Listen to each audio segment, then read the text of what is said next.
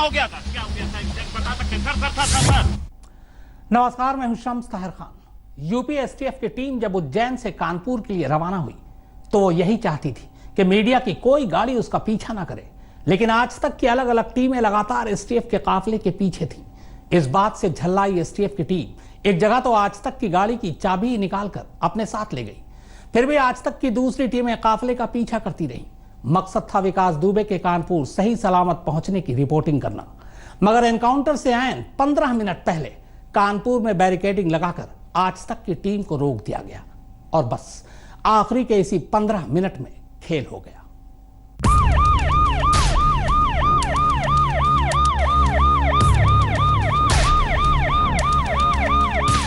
चार गाड़ियों में सवार यूपी एसटीएफ की टीम विकास दुबे को अपने कब्जे में लेने के बाद कानपुर के लिए रवाना होती है। आज तक की टीम एसटीएफ के काफिले के पीछे पीछे थी। चार में से एक गाड़ी में बैठा विकास दुबे बिल्कुल निश्चिंत दिख रहा था। शायद उसे इस बात का यकीन था कि जिस तरीके से उसने खुद को पकड़वा लिया उसके बाद उसकी जान बच चुकी है। इस काफिले को करीब 300 किलोमीटर का सफर तय कर कानपुर पहुंचना था। बीच में कई जगह सड़कें ठीक नहीं थी, लिहाजा कानपुर तक का सफर 10 घंटे में पूरा होना था।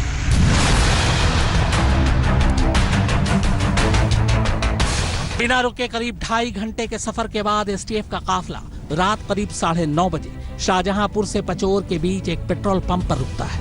काफिले का पीछा कर रहे आज तक के संवाददाता रवीश पाल सिंह और कैमरामैन इरशाद भी अपनी गाड़ी पेट्रोल पंप पर रोक देते हैं।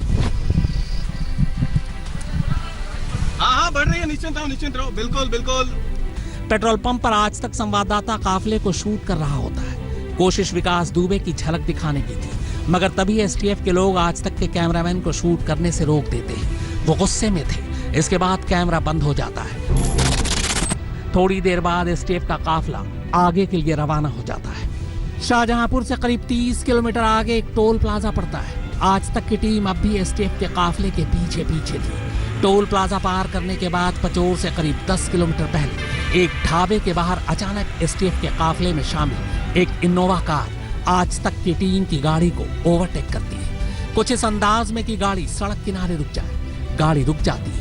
एसटीएफ के कुछ लोग गाड़ी से बाहर निकलते हैं और आज तक की टीम की गाड़ी की चाबी निकाल लेते हैं। इसके बाद कैमरामैन इरशाद के साथ धक्का मुक्की करते हैं। एसटीएफ के लोग गुस्से में थे। वो नहीं चाहते थे कि मीडिया उनका पीछा करे। इसी के बाद धमकाते हुए वो आज तक की टीम की गाड़ी की चाबी अपने साथ लेकर तेजी से आगे के लिए निकल जाते हैं। हमारी टीम गुजारिश करती है कि चाबी दे दें, मगर वो एक नहीं सुनते।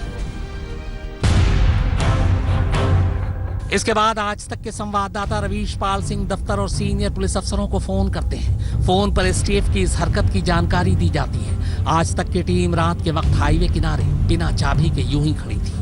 थोड़ी देर बाद काफिले में शामिल एसटीएफ टीम को उनके आला पुलिस अफसरों की तरफ से मैसेज आता है। इसके बाद 61 किलोमीटर आगे राजगढ़ के टोल प्लाजा पर वो आज तक के दूसरे रिपोर्टर पंकज शर्मा को कार की चाबी सौंप देते हैं और आगे निकल जाते हैं, मगर ये धमकी देते हुए कि अब पीछा न करें। लेकिन आज तक की टीम उज्जैन से कानपुर के रास्ते में हर उस खास जगह पर मौजूद थी जहां से इस काफिले को गुजरना था। मकसद सिर्फ एक था, विकास दुबे के सही सलामत कानपुर पहुंचने की रिपोर्टिंग करनी। पूरी रात एसटीएफ का काफिला आगे बढ़ता रहा। रात बीती, अब सुबह हो चुकी थी। अब तक सब कुछ ठीक था। सुबह करीब 6:30 बजे एसटीएफ का काफिला कानपुर टोल प्लाजा पर पहुंचता है। मंजिल अब बेहद करीब थी। कानपुर टोल प्लाजा पर आज तक के रिपोर्टर अरविंद ओझा पहले से मौजूद थे। इसी काफिले के इंतजार में अब यहां से अरविंद ओझा एसटीएफ के काफिले का पीछा करते हैं। कानपुर टोल प्लाजा पर पुलिस की 2 और गाड़ियां पहले से मौजूद थी। विकास दुबे के साथ चल रहे 4 गाड़ियों के काफिले में अब ये दोनों गाड़ियां भी शामिल हो जाती हैं। इन 2 गाड़ियों में से एक गाड़ी काफिले के आगे और एक पीछे चलती है। इन दोनों गाड़ियों का मकसद बस एक था, काफिले के बीच में मीडिया की कोई गाड़ी न घुस जाए। मगर आज तक रिपोर्टर अरविंद ओझा काफिले का पीछा नहीं छोड़ते। हालांकि इस दौरान उनकी गाड़ी को खतरनाक तरीके से ओवरटेक भी किया जाता है। एसटीएफ के काफिले में शामिल पुलिस वालों को यह पता था कि आज तक की टीम उनका पीछा कर रही है, लिहाजा कानपुर टोल नाके के आगे एक जगह पर आज तक की टीम को फिर से रोकने की कोशिश की जाती है, लेकिन आज तक की टीम किसी तरह वहां से निकल जाती है। मगर थोड़ी ही दूर आगे पुलिस की बैरिकेडिंग लगी थी। उस बैरिकेडिंग पर चेकिंग के नाम पर आज तक की गाड़ी को रोक दिया जाता है। उस वक्त सुबह के 6:55 हुए थे। जी नौजवान, आप देख पा रही हैं यहाँ पर ये सुरक्षा व्यवस्था है कि यहाँ पर अब मीडिया कर्मियों को रोका गया है एक रणनीति के तहत, ताकि जो काफिला है वो एक अननोन लोकेशन पर ले जाया जा सके। इसलिए जो मीडिया कर्मियों की गाड़ी है यहाँ पर एक रणनीति के तहत रोक दी गई है। करीब 10 मिनट की बहस के बाद आज तक की गाड़ी को आखिरकार फिर से छोड़ दिया जाता है। जानबूझकर कोई नहीं, चेकिंग हो रही, पूरी मीडिया को अपने जानबूझकर नाकेबंदी की है। अरविंद ओझा अपनी टीम के साथ फिर से एसटीएफ के काफिले की तरफ भागते हैं, मगर कुछ दूर जाने के बाद ही अचानक अरविंद ओझा की नजर पड़ती है कि सड़क किनारे एसटीएफ के काफिले में शामिल एक गाड़ी पलटी हुई है। मौके पर मौजूद पुलिस वालों से जब पूछा जाता है तो वो कहते हैं कि गाड़ी का एक्सीडेंट हो गया है। इसके बाद पता चलता है कि जो गाड़ी पलटी है विकास दुबे उसी गाड़ी में सवार था। फिर कुछ मिनट बाद ही एक्सीडेंट की असली कहानी सामने आती है। बताया जाता है कि गाड़ी पलटने के बाद विकास दुबे पुलिस वालों की पिस्टल छीन कर भागने की कोशिश कर रहा था और इसी कोशिश में वो मारा गया। बस कानपुर में दाखिल होने के बाद यही वो आखिरी 15 मिनट थे जब एसटीएफ का काफिला आंखों से ओझिल हुआ था, बल्कि यूं कहें कि जानबूझकर आज तक की टीम को बैरिकेडिंग करके रोक दिया गया था और आखिरी के इन्हीं 15 मिनट में विकास दुबे का खेल हो गया। उज्जैन से रवीश पाल सिंह और पंकज शर्मा के साथ कानपुर से हिमांशु मिश्रा और अरविंद ओझा, आज तक। यूपी के इतिहास में 8 पुलिस वालों को किसी गैंगस्टर ने एक साथ इससे पहले कभी नहीं मारा था, लिहाजा विकास दुबे के खिलाफ गुस्सा स्वाभाविक था। इसी वजह से पिछले 7 दिनों से यही बात हो रही थी कि विकास दुबे का एनकाउंटर तय है, और वही हुआ। हैदराबाद के बाद यह दूसरी घटना है, तो क्या अपराधियों का अंजाम अब इसी तरह होगा? क्या पुलिस ही सजा देगी? इस एनकाउंटर को लेकर यूपी पुलिस से कुछ सवाल है।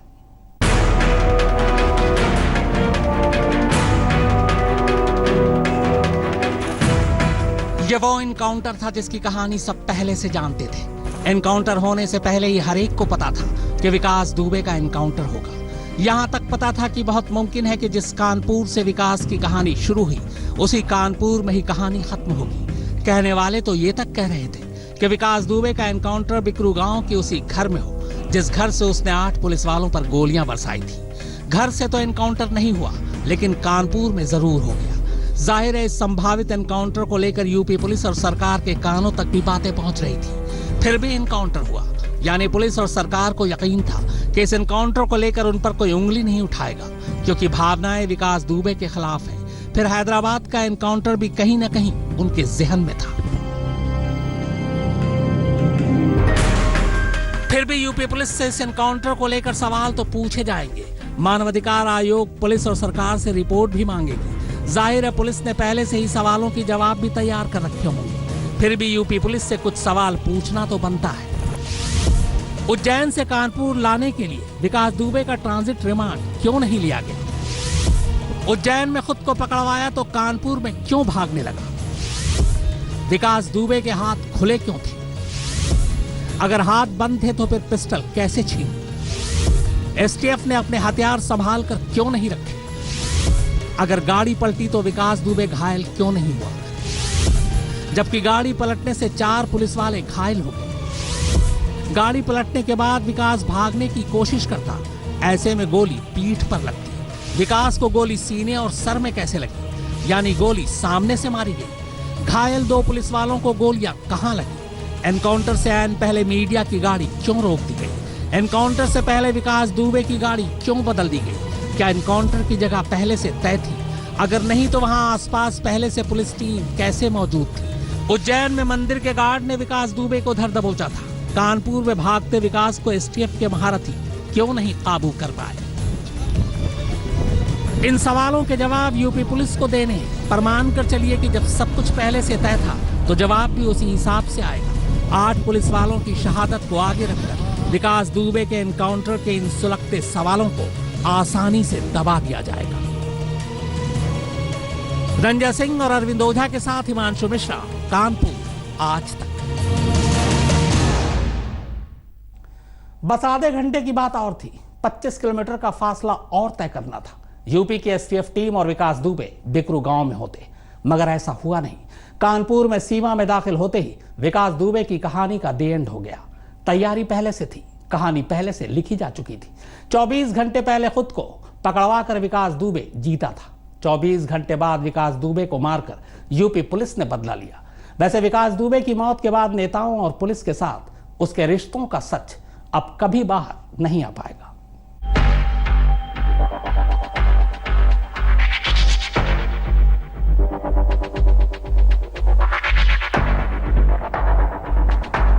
करीब 12 घंटे के सफर के बाद यूपी एसटीएफ की टीम अपने मोस्ट वांटेड मेहमान को लेकर कानपुर में दाखिल हो चुकी थी।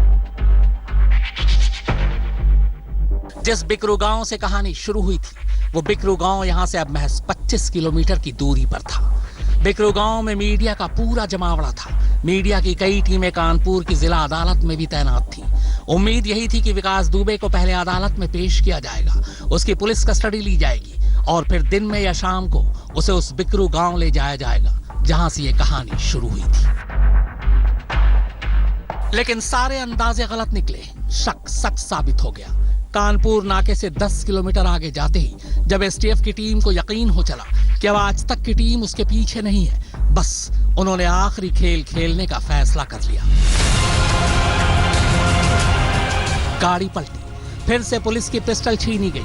विकास दुबे ने भागने की कोशिश की, पर भागते विकास दुबे के सीने, कमर और सिर पर गोली लगी और कहानी खत्म। न जांच, न तफ्तीश, न मुकदमा, न पेशी, न सुनवाई, फैसला ऑन द स्पॉट। और स्पॉट भी कहीं और नहीं, कानपुर की जमीन, डीजी।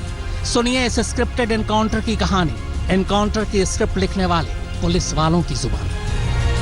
जो मेरी बात हुई है अभी तक पुलिसकर्मियों से, ये उज्जैन से इसी गाड़ी में बैठा था और जिस गाड़ी में इसका एक्सीडेंट हुआ है, कोई गाड़ी बीच में बदली नहीं गई है। उसी गाड़ी में बैठ करके उज्जैन से चला था जिस गाड़ी में उसका एक्सीडेंट हुआ है। गोली चली है तो घायल हुआ है, घायलों को हॉस्पिटल पहुंचाया गया है। वहाँ पे जो डॉक्टरों ने उसके इलाज के दौरान मृत्यु घोषित। पुलिस की कहानी अपनी जगह पर एक कहानी और है। सचंडी में एसटीएफ के काफिले की किसी गाड़ी का एक्सीडेंट होते या उसे पलटते किसी ने नहीं देखा।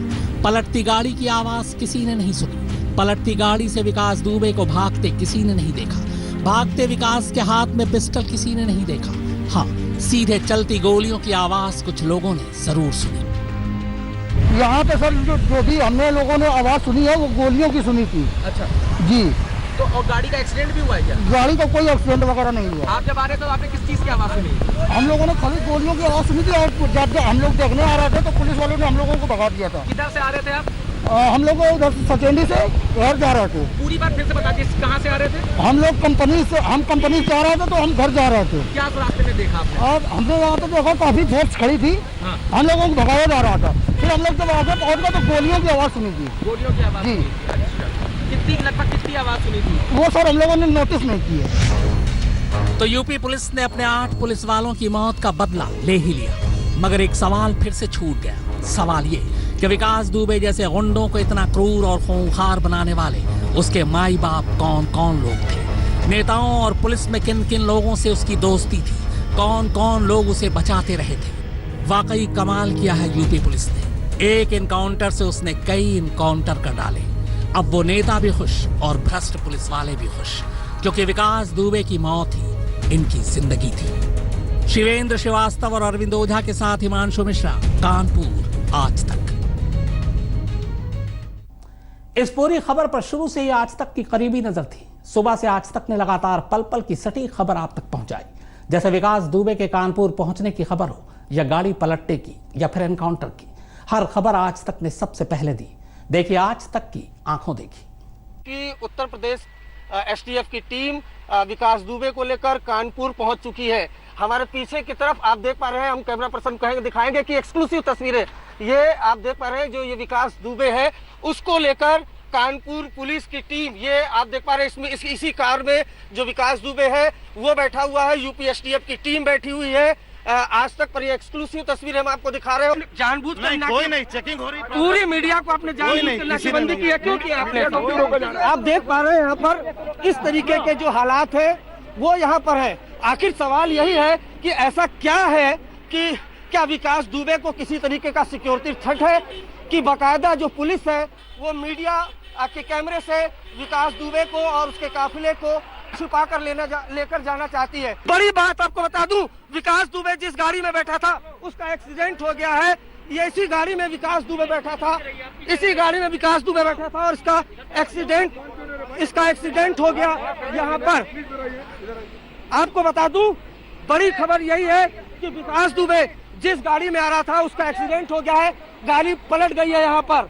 इस वक्त मैं मौजूद हूँ इमरजेंसी में लाला लाजपत राय हॉस्पिटल के, और यहीं पर लेकर के अभी गाड़ियां एसटीएफ और कानपुर की लोकल पुलिस लेकर के उन्हें यहाँ पहुंची, विकास दुबे को लेकर के यहाँ पहुंची है और बुरी तरीके से खून से लथपथ हालत में अंदर ले जाया गया है। आकस्मिक विभाग है, इमरजेंसी है, डॉक्टर्स अंदर मौजूद है, डॉक्टर्स की टीम अंदर मौजूद है जो चेकअप कर रही हैं। एक्चुअली जो सबसे पहले इंफॉर्मेशन आई थी वो ये निकल करके आई थी कि एक्सीडेंट हुआ है, और एक्सीडेंट के बाद ही ये जानकारी आई थी कि उन्हें यहीं लेकर के आया जाएगा, और उसके बाद फिर मुठभेड़ की बात आई। बगल में ये जो हमारा क्राइम स्पॉट है जहां पर ये गाड़ी पलटी थी, अब जाकर खबर मिली है, जो आईजी एसटीएफ है उन्होंने हमें बताया है कि जब ये गाड़ी पलटी है तो विकास दुबे वो पुलिस का हथियार छीनकर भागने की कोशिश कर रहा था। उसी दौरान फायरिंग हुई है जिसमें विकास दुबे को गोली लगी है। कोई भी पुलिस का अधिकारी जो साथ में था वो जवाब नहीं दे रहा था और सीधे वो लोग अंदर चले गए। अंदर से आप देखते हैं कि कोई डॉक्टर आए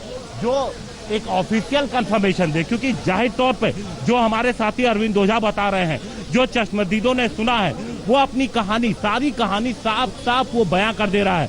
लेकिन एक बस यहाँ से जो अंदर लोग मौजूद हैं, अंदर डॉक्टर्स की टीम मौजूद है, अंदर आप देखिए पुलिस फोर्स मौजूद है, तो एक कंफर्मेशन यहाँ से बस आनी बाकी है। नहीं तो सारी कहानी क्या हुआ, कैसे हुआ, ये उसका नतीजा क्या था, वो सबके सामने आ चुका है। जिस बात का एक अंदेशा भी था, जिस हादसे के बाद एनकाउंटर की बात सामने आई थी, तो लोकल पुलिस को इन्फॉर्म किया गया था और लोकल पुलिस फौरन यहाँ हॉस्पिटल पहुंचती है। लेकिन सबसे पहले आज तक यहाँ पे पहुंचा था, और जब यहाँ पर लेके आया गया जब घायल अवस्था में विकास दुबे को, तो 3 गाड़ियां थी जिनमें एसटीएफ के अधिकारी यहाँ पर थे साथ साथ, और इसके अलावा विकास दुबे जिसे देख करके अंदेशा हो सकता है, अंदाजा लगाया जा सकता है, लेकिन ऑफिशियल कंफर्मेशन अभी बाकी है, क्योंकि ना तो पुलिस के अधिकारी ना कोई अभी बात करने के लिए तैयार है। दूसरी तरफ जो आला अधिकारी हैं उनका अब धीरे धीरे यहाँ पे आना जो है वो शुरू हो गया है। जो कानपुर पुलिस के आला अधिकारी हैं वो यहाँ पे आने लगे। तो ये परिवार है इस वक्त, और ये लोग भी लगातार टीवी देख रहे हैं और उन्हें भी जो सूचना मिली है वो यही है। हालांकि फिलहाल परिवार बोलने की स्थिति में नहीं है, लेकिन हम आपको दिखा दें कि इसमें विकास दुबे की मां इस वक्त घर के भीतर मौजूद है। सुबह हमें जो जानकारी मिली थी कि वो पूजा कर रही थी, लेकिन अब उनकी स्थिति ठीक नहीं है, बीमार है जैसा बता रहे हैं ये लोग। जो अभियुक्त है उसको अस्पताल लाया गया है, यहाँ पे डॉक्टरों ने उसको मृत घोषित कर दिया है। डॉक्टर्स ने कंफर्म किया है डॉक्टर। लगातार आज तक की टीम उज्जैन से लेकर के कानपुर तक ट्रैक करने की कोशिश कर रहा था, तो हमें किसी न किसी तरीके से हर जगहों पर रोक दिया गया, साथ नहीं चलने दिया गया। हालांकि ये पहला मौका नहीं है जब हम ऐसी किसी बड़े अपराधी या कोई बड़ा मामला होता है तो मीडिया साथ होता है, कभी ऐसा नहीं होता, लेकिन इस बार रोका गया, हमें आगे नहीं बढ़ने दिया गया। और जब हमारी टीम को, जो हमारे रिपोर्टर अरविंद ओझा थे, उन्हें जब आखिरी पे रोका गया तो उसके कुछ दूर पे ही जाकर के एक्सीडेंट होता है। एक्सीडेंट के बाद विकास दुबे भागने की कोशिश करता है और जिसमें उसे गोली लगती है और अंत में उसकी मौत हो जाती है। पुलिस वालों के हत्यारे के खात्मे को लेकर किसी को कोई अफसोस नहीं, पर सियासी पारा जरूर चढ़ा हुआ है। सवाल उठ रहे हैं कि अब वो बेपर्दा कैसे होंगे जिनके दम पर विकास दुबे उछल रहा था।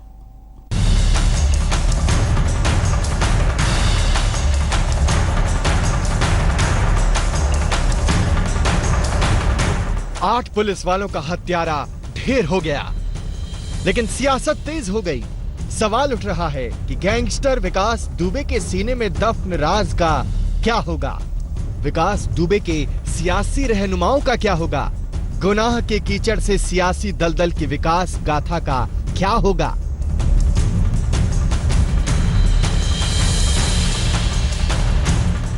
कांग्रेस नेता प्रियंका गांधी वाड्रा के सवाल भी कुछ ऐसे ही हैं। उन्होंने ट्वीट किया, अपराधी का अंत हो गया, अपराध को संरक्षण देने वाले लोगों का क्या। प्रियंका ने पहले भी पूरे मामले की सीबीआई जांच की मांग की थी।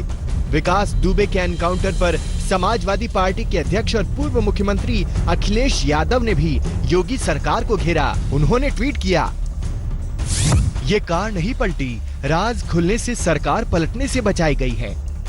सवाल उठाने वालों में नेशनल कॉन्फ्रेंस नेता उमर अब्दुल्ला भी हैं। वो कहते हैं कि मौत के बाद कोई कहानी नहीं कहता।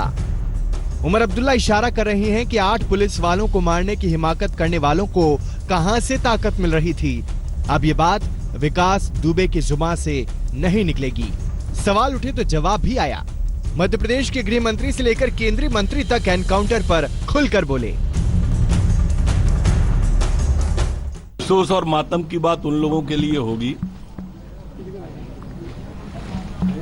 जो लोग कल पकड़ लिया तो कह रहे थे कि जिंदा क्यों पकड़ लिया, आज मर गया तो कह रहे हैं कि मर कैसे गया, कई राज दफन हो गए। ये वो अफसोस कर रहे होंगे जो कल कुछ और कह रहे थे, आज कुछ और कह रहे हैं। कल दोनों जगह भाजपा की सरकार है ऐसा कह रहे थे। मित्रों, मध्य प्रदेश की पुलिस ने अपना काम किया, लेकिन गिरफ्तार करके उत्तर प्रदेश पुलिस के हवाले कर दिया। गाड़ी रुकी, उसमें पिस्तौल या राइफल छीनी, भागा और गोली मार दी गई। तीनों एनकाउंटर एक तरीके से हुए हैं। ये थोड़ा एक प्रश्न चिन्ह लगता है। मुझे तो एक आशंका इसकी पहले से ही थी, क्योंकि इसके पास जो राज थे, कौन कौन राजनीतिक हस्तियां इससे जुड़ी हुई थी, इन सब चीज़ों का खुलासा होता है। विकास दुबे कानपुर के लिए खौफ का दूसरा नाम था। पहले थाने में घुसकर दर्जा प्राप्त मंत्री को मार चुका था, लेकिन कुछ नहीं हुआ। थाने में 30 से ज्यादा पुलिस वाले थे, लेकिन किसी ने भी मुंह नहीं खोला था। मन इतना बढ़ा कि सियासी हलकों में उठने बैठने लगा।